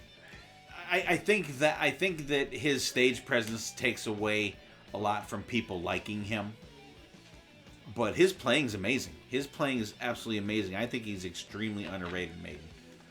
I think Dave Murray's rated right where he needs to be. He's fantastic. But I think he's so low key. I think very low key. That he's low key. And I can see that. That's what I mean. But he's and he doesn't have a ton of songwriting credits either. But like the stuff that he does is cool. I mean, he's got a lot of. If you listen to some of the songs that he writes, like there's a lot of little bluesy things in there that you kind of don't really think of blues in Iron Maiden, but he's got some bluesy stuff that he has going on there. Look at this. Look at the mellow part in 22 Acacia Avenue. That's Dave Murray. That's kind of a little mellow bluesier for Maiden, but like you don't really think of it, and if you take it like just that part of the song. Cool. Good picks. What do you got, BB? All right. My first pick is going to be off the album Peace of Mind. Song is Not To Piece of Tame a Mind. Land at 7 minutes and 29 seconds. It's based off the novel Dune from the author Frank Herbert. The band wanted to call the song Dune, but the author, that Frank Herbert, he said no because he didn't like hard rock. He didn't like hard rock bands, especially bands like Iron Maiden. Wow. So they kind of changed it up and named it To Tame a Land. Fuck you, and Frank it Herbert. Says, and Steve Harris says this is one of his best songs that he has ever written. So, He's not wrong. At that time, I'm sure if you ask him now, there's got to be a couple more. But yeah, great song, a nice slow start, kicks in. It kicks in. It's almost like a little Iron Maiden rappage in a way. But the solos are great. The Time Chaser is fantastic. It's a typical, beginning Iron Maiden. It's a great foundation. Song number 2 I picked from Somewhere in Time. Caught Somewhere in Time, 7 minutes and 27 seconds. It's about the movie from 1979, Time After Time. Great vocals, great time changes. The guitar work is great. More of a building song. Another classic Iron Maiden pick. Song number 3 I picked off the X Factor at 8 minutes and 10 seconds is The Unbeliever. I picked this one, like I said before, I'm kind of like teetering like with BC with the Blaze stuff, but to me this song actually sounded somewhat old Iron Maiden-ish. It had like the music that kind of brought me back to the earlier albums, but that's kind of why I picked that one. Song number 4, Blood Brothers from Brave New World at 7 minutes and 14 seconds. Fantastic, love this song. Steve Harris wrote this about the death of his father, so Blood Brothers RAs, we'll dedicate this little song to you, buddy, because fantastic workmanship, musicianship throughout the song. And song number 5 off the A Matter of Life and Death, The Longest Day, about D-Day, the lyrics in that song, it just kind of brings you back how this is like the sea is colored with red with blood. It just like paints that picture in your mind that you're there, and the lyrics and the music, it just kind of gives you chills of thinking of the beat actually there at that time. But another great, underrated, I think it's an underrated Maiden song from a fantastic album that doesn't get a lot of credit. But there's my 5 songs. All right, very cool. What do you think, Don? Great songs. We'll start with BB's because I want to talk about To Tame a Land. The fact that they're able to put in such phrases as the Muad'Dib and the Kisak's Haderach and Arrakis and words that mean the nothing. Jabbar, like that they're able just to making put up that shit. to put that in the lyrics and still be able to sing it. Like, just insane. I don't know why they would put themselves through that, but that's a book I've been trying so hard to get into. Listen to the audiobook. I've been trying. But it's a good song. I love this song. Actually, and the first time that I really appreciated the song was through Dream Theater's version off of their Black Cloud and Silver Linings bonus disc. They ended with the cover of that, and it's a fucking awesome cover. The second solo is done by the keyboards. Jordan Rudess does it. Very, very cool. And then we move on to the second song, Caught Somewhere in Time. Like I said, I'm not a fan of the production of that album, but it's a very good song. Much better than the other longer song on that album, The Loneliness of the Long Distance Runner. The Unbeliever, that's probably the dud for me. It's very scatterbrained. It feels like there's a lot going on in it. It has like the tones, the and I'm like, what are we doing here? Why do we have to do that right now? But it's okay. Tell BC it's Blaze. Blood Brothers. For some reason, this always screamed to me like a song that Blaze would have been really good at singing. I don't know. It always felt like a song. Dance of Death? No, Blood Brothers. Blood Brothers. Like just the chorus. I can picture Blaze singing Blood Brothers. Like, it just feels like a Blaze song to me. And then The Longest Day. Again, I really like the Matter of Life and Death album. It's a really good album. It's a really good song. Very much darker song to go with the album, and I always consider this not the title track, but the album cover track, because the album cover has the tank and the soldiers and Eddie up top of the gunner seat. Very, very cool song. Really good list. BC, your list. I have to scroll past my list for that. There we go. Power Slave, fantastic title track. Tell me why I have to be a power slave. Very, very cool. I love the one part where it slows down and that has the awesome bass. Very, very cool part. A great song. Afraid to Shoot Strangers. This song, I call this Bruce's most transformative song, because it doesn't even sound like him at the beginning. Like, his vocals are so raspy and low and haunting. I'm always like, is that Bruce singing? And then, of course, you could tell once it gets to the sped up part with the afraid to shoot strangers. And then the Bruce bravado comes in, but fantastic song. Angel and the Gambler, I love the keyboards. Fantastic. It does get repetitive towards the end, but I do like the song quite a bit despite that. It has that, like Jim Pukowski says, it's the best album UFO never made. Is that Jim that usually says that? Yeah, the best song the UFO never recorded or something. Yeah, very good song. Passchendaele, it's off with Dance to Death, fantastic song. Reincarnation of Benjamin Brieg, very underrated song, I think. I think I had a shirt of that single cover at one point. Very, very cool.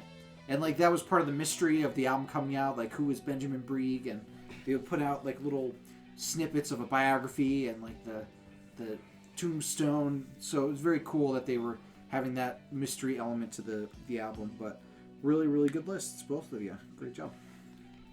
All right. Who should I start with first? Who should I rip first here?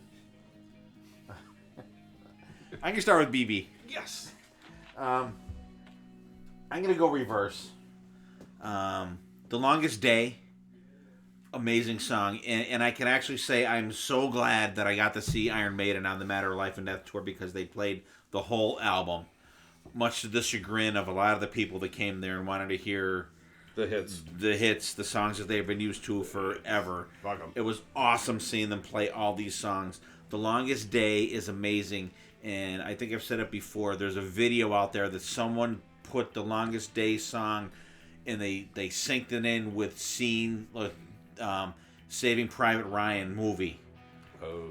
Absolutely amazing how they edited this song. It's almost like this is the soundtrack for this movie. Have you ever seen it, you guys? Mm-mm. Dylan, I know Dylan's seen it. Look it up, and you guys out there, check it out if you have not. It's The Longest Day, and it'll say Saving Private Ryan in there or something like that. Absolutely amazing. It totally fits the song, and absolutely amazing live. It was so cool. Excellent kick-ass song. Blood Brothers. And I have a weird relationship with this song. Every time I think of, Blood Brothers is in the set, I'm like, oh man, like fuck. But then when like they play it, I'm like, why do I not want to hear this song? But it's because it's excellent. Because I like the Empire. No, I can't even think of the lyrics right now. But like the part I think after the solos, and the solos are fantastic in that. It's one of them songs like I dread it when I hear that it's in the set, but then when I actually see it, I actually like it, which is really strange. The Unbeliever. I gotta agree with Dylan. BB, and actually I told BB this before, because I was surprised that he picked this song. I love how you worded it too, because we were listening to the song and you go, I'm surprised you picked this song. He goes, why? He's like, I'm just surprised you picked this song. I was, but the X factor, like for the length of the songs on anything on there, I would have been surprised that he picked any of them, because they're like I said before, kudos to the Talking Maiden podcast. They made me like listen to the album in its entirety. I think it comes across a lot better if you listen to the album all the way through. But you're right, Dylan. That do. I'm like, I don't know why that's in there. That's just like I could do that. It doesn't fit. It doesn't fit. But there are some really cool parts in that song. The soloing are really good in there. but it's just like that part kind of like it's like what are you doing? Caught Somewhere in Time.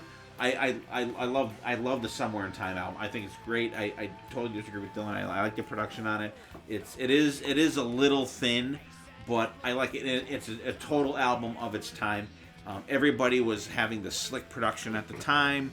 It's definitely an album of its time for Somewhere in Time. The chorus gets a little caught somewhere in time. Like I think he says that a little too much, like a little crazy on the repetitiveness of the chorus. But great song, the soloing here. I'll tell you what, in Somewhere in Time, there is some major goddamn shredding between Dave Murray and Adrian Smith on the Somewhere in Time album.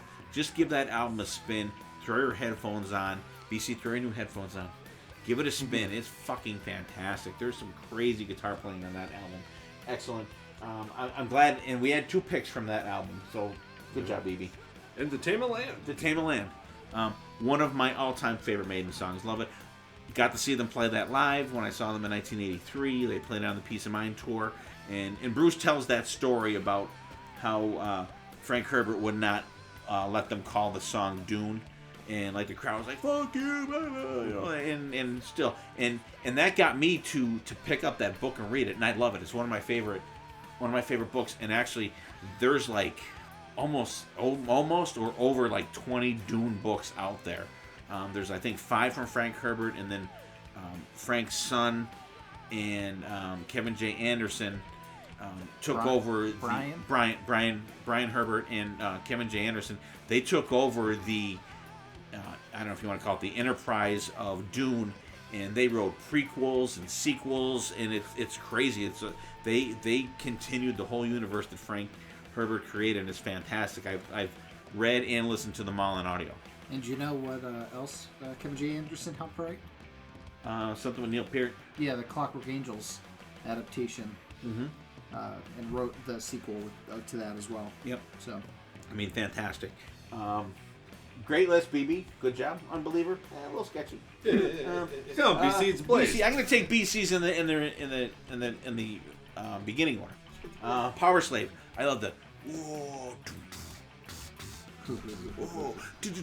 like the beginning.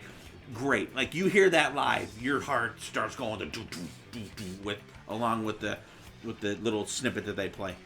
Fantastic song. I love it. I love the version of that song on Live After Death. It's just like, oh my god, just so good. I love the solo in it. I love after the little mellow part, Adrian's solo on that is just kick ass. Friggin' great song.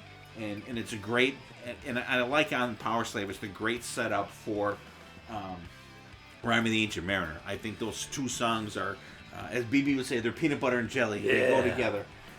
Absolutely kick-ass. Afraid to Shoot Strangers, that's one of the few songs where I like the Blaze version better than Bruce's. But I think it's because of the video. If you watch the video, it's like a live video interspersed with stuff from the first Desert Storm War or the first Iraqi War, whatever you want to call it. And it's another video that is, and it's an official Iron Maiden video.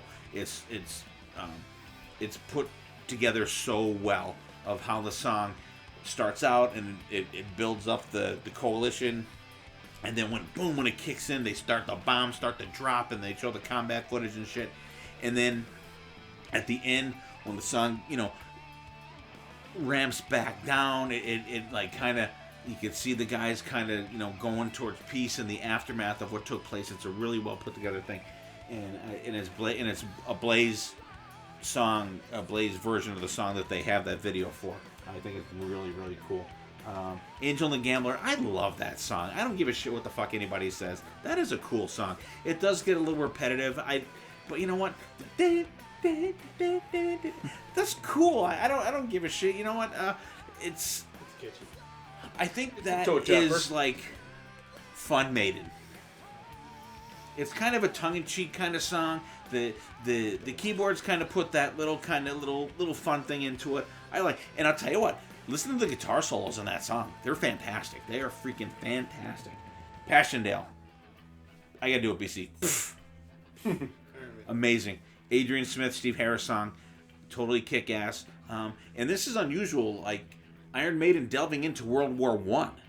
This is an actual battle that I believe it was the Australians really fought in World War One, and it's a famous battle, not for the casual person that's interested in World War One battles and stuff like that. But if you're like a World War One person that kind of like digs a little deeper into it, that's a famous battle in World War One, and just crazy trench warfare. It gives you that whole visual, and that's another song that puts you right into what's going on in the song. Great pick. Musically, it's fantastic. The soloing is great, and that was one of the first songs I think that Maiden did when they did it live that you didn't have an Eddie in the background.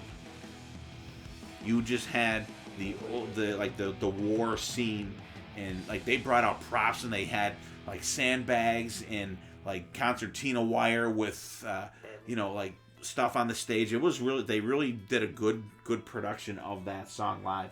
And Rean Carson and Benjamin Britten. Does anybody know what the fuck that song is about? Does anybody? It's about Benjamin Britten. I know, but has it ever been revealed to who this actually is and what he actually does? I don't know if they ever said that. I don't know. It's a great song. I love it. It's cool. It's got a lot of. But it never really says though, right? I mean, it's got some cool time changes. The soloing in it is great, but it's one of them songs I'm like, I want to know. I want to know. But just great picks. I love talking about epic Maiden tracks because I love those longer songs. Like there's some longer songs you're like, dude, it's just like fucking end it. But like these ones that we picked tonight, I'm like and this is another play. Like I've always talked about the playlist that I make for the podcast that we do. A lot of them I delete because I've had enough. I surrender. I've listened to this stuff long enough. I mean, I'll listen. Not that I'll never listen to the stuff again, but like this playlist, it's I think it's like just under 3 hours long for 20 songs.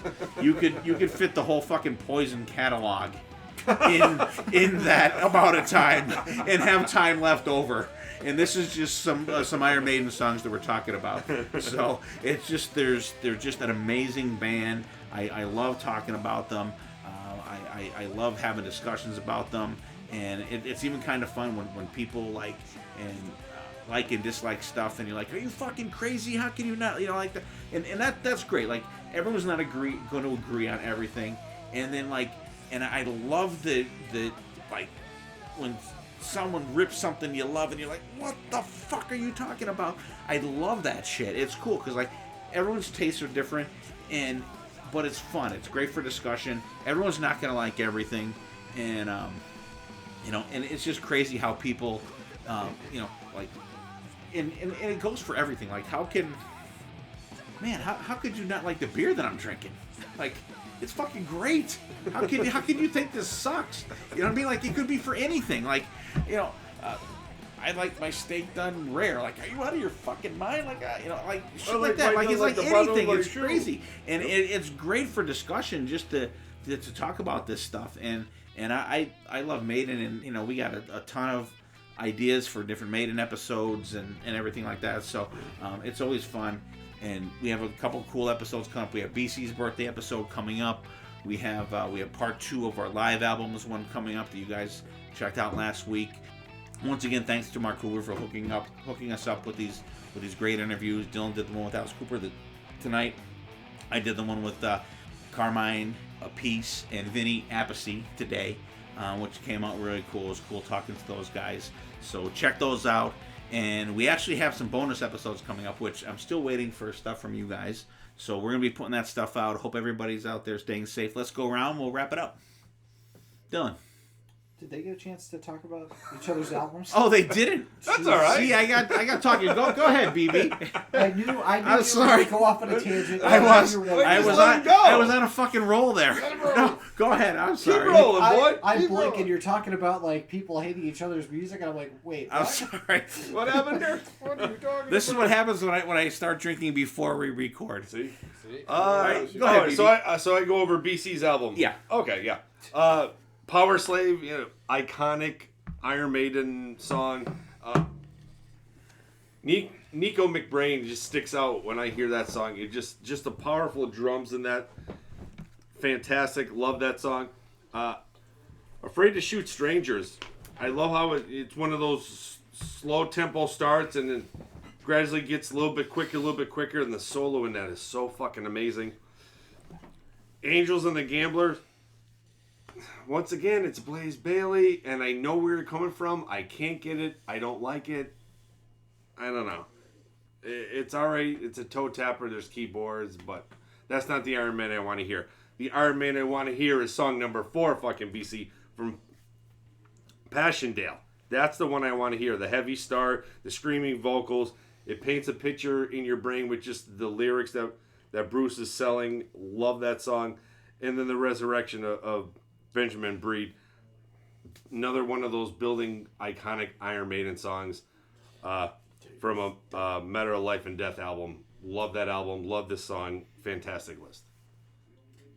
So now, BC, now you have to go over my list. I gotta cover your list. Oh. Okay. To Tame a Land. All the shit we gotta go through. Early Maiden, To Tame a Land. I mean, again, how do you not love these songs? And I think it might have been Stephen. I think it was Dylan. He brought up how Dream Theater does the cover of it. Yeah. There's not too many times you hear a cover of Iron Maiden that you're going, damn. That is one of them. And then Caught Somewhere in Time. I like this album. The album it came off of. I mean, for its time period, I guess you would. Time, not frame, but period. Production wise, I really dig that one. Then we got Unbeliever. And this is, I had to pick one, BC. This is the story about me, because I'm the unbeliever. Blaze Bayley. Blaze Bayley and Iron Maiden. See, BC, I picked that song just for you, buddy. I will. Steve's always on me to listen to it more, and I got headphones now, so I will sit down and go through these 2 albums and see if it can. Right, musically, it's like an old Iron Maiden song. The vocals aren't there. Push me away. Yeah, push me away. Push yourself. Blood Brothers. I like the way Steve put it, because that is very true. Like Blood Brothers, like okay, but when they do it, you're like blah blah. You find yourself screaming with it. It's the weirdest. You're sucked right in. Yeah, I mean, it is. It's odd. You see it listed, and it's like, Blood Brothers, okay. But when and you find yourself going nuts for it, it's the, like you said, it's weird. Dance of Death. I'm sorry, The Longest Day. Like I love. It's just these are the songs I really dig for Iron Maiden. Just the storytelling, like you. The history. Put you there. Yeah. You don't have to sit there going, I wonder what this. They paint a picture in your mind. Listen to it. It's just, it's classic. Later Iron Maiden. Yes. Not classic Maiden, but classic later Iron Maiden. And Benjamin Brigg. It's a fictional character. Oh, I'm sure, but like you're still wondering what the fuck happens with him. I mean, so is David Copperfield, but you know what the fuck happens to him? Not the magician. Not the Dickens guy. Yeah. He pulls the rabbit out of his hat? Yeah. He makes the Statue of Liberty disappear.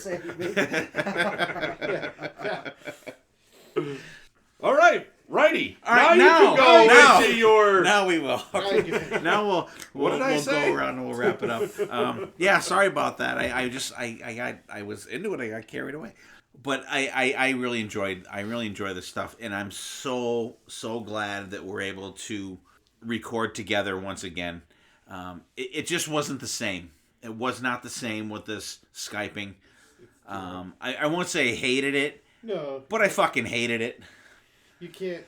You don't get the same feel because, I really miss BC doing his little air guitar for shit, and BB fucking shaking his head with his head back, doing the chicken head, you know.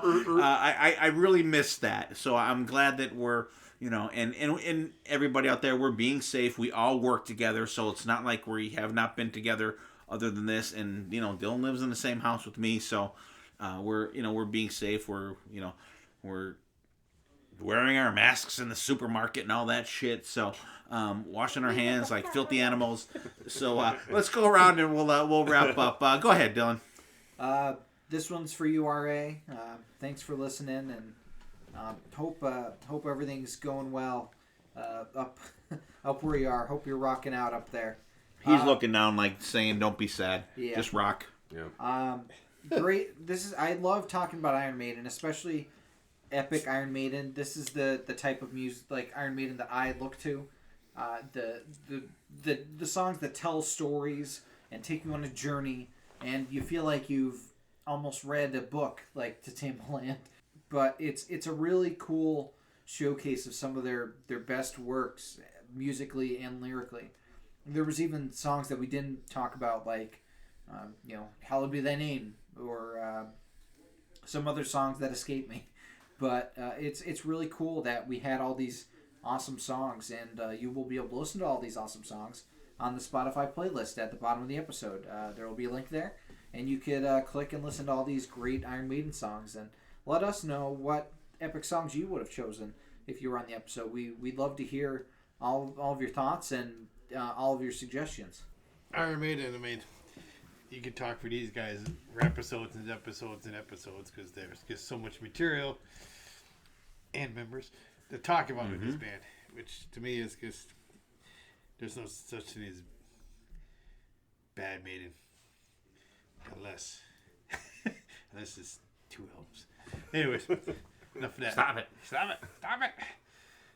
Another, I love talking about Maiden. You can always talk about Maiden. Sometimes it's overwhelming. But the bottom line, this goes out to RA, the real Trooper, and I'll never be able to listen to Trooper again. Yeah. Oh no, It's no, definitely that's all right.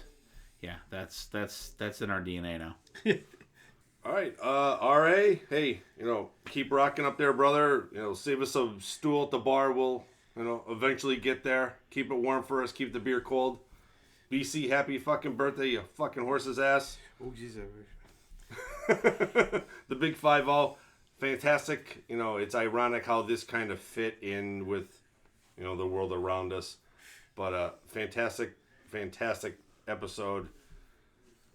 It's amazing how they kind of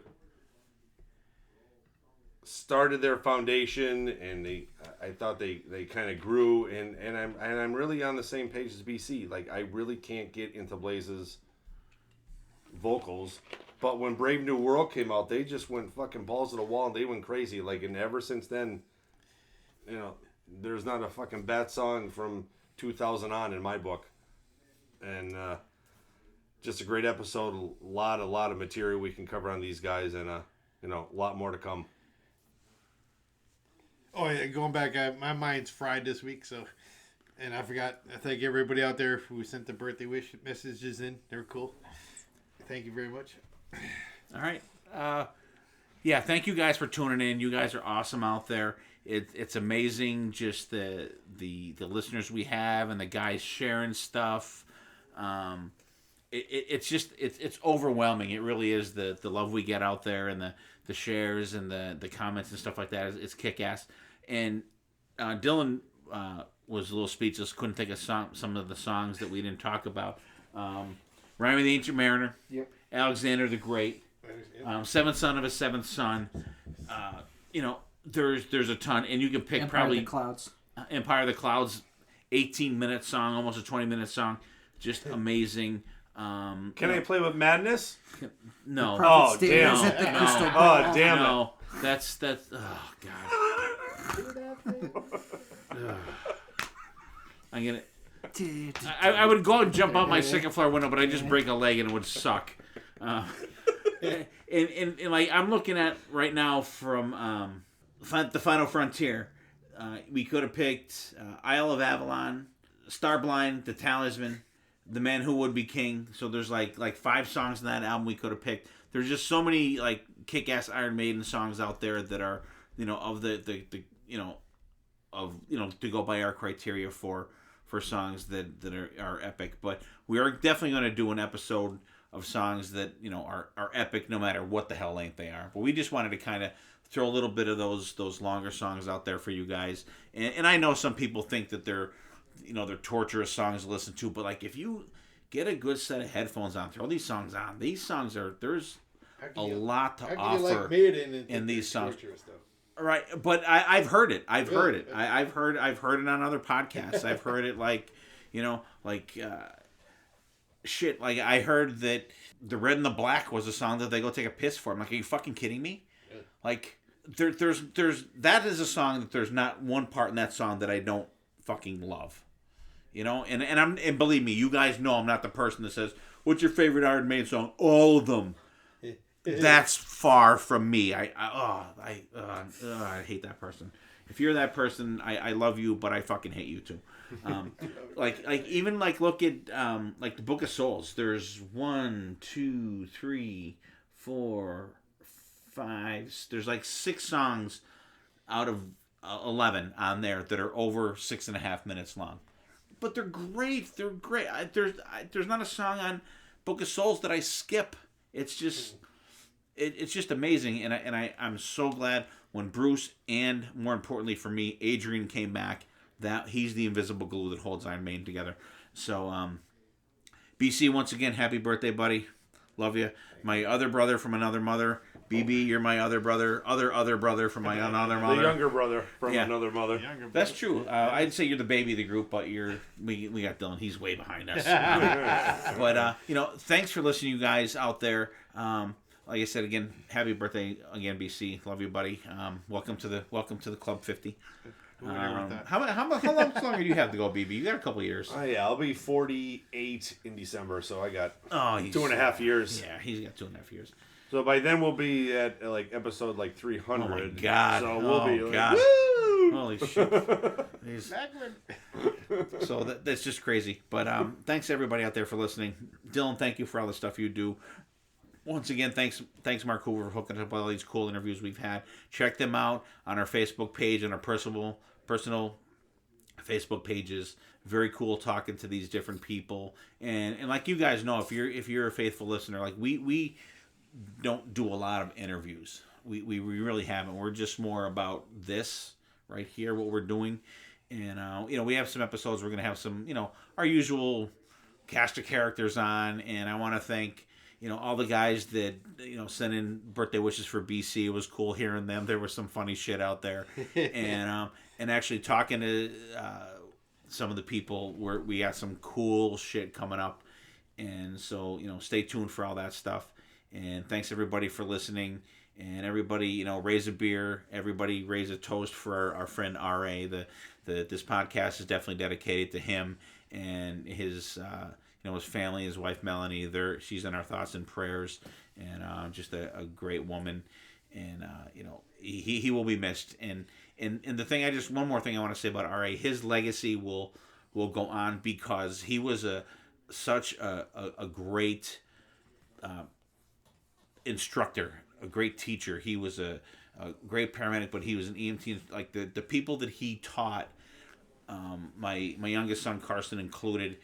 And if it wasn't for him, I still wouldn't be an EMT right now. He set up classes so I could continue my EMT out there, and the countless people that he trained, and the lives that he's saved, and the people that he's trained will save, will just people there. It's an untold amount of people that he's affected. So raise a beer, do a shot for our buddy, and we're gonna have a couple more beers when we get done here. So thank you out there for listening, you guys. You guys are awesome. We love everybody out there. Interact with us, share us, give us a good Facebook review. If you want to, which we hope you will. And if you give us a good 5-star review on Facebook, we will read your review on the podcast. And let us know if you want us to check out an album, or if you have an idea for a show, we can get you on the show. And so check us out, share us out there. And, take care of yourselves, take care of each other. We will see you next time, and there definitely will be a next time.